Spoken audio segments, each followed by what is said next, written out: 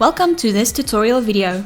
The goal of this video is to show you how to create an SMS template. In GoodX Web, you are able to create different SMS templates that are custom to your practice. To start creating an SMS, click on the Settings button in the Diary screen.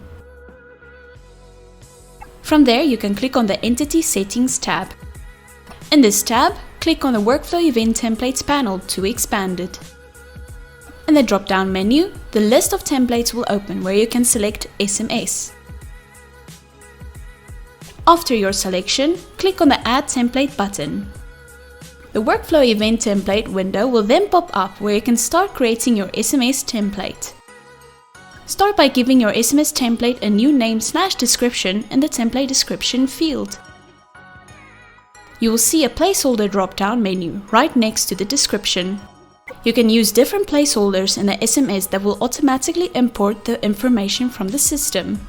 For example, the patient name placeholder will automatically import the patient's name. And the treating doc full name placeholder will automatically import the treating doctor's full name. Take note that if any of the patient's information is not complete in their file, it will not pull through and will be manually completed when sending the SMS. And the contact number field is where the patient cell number will be imported.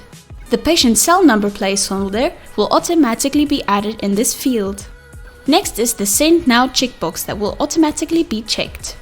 This means that when you are sending the SMS to the patient, that you want to send it now and not to a scheduled date and time.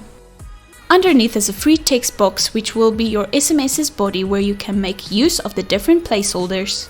Booking reminders, birthday wishes, outstanding balance SMSs are great examples of templates one can create. Take a look at the following example.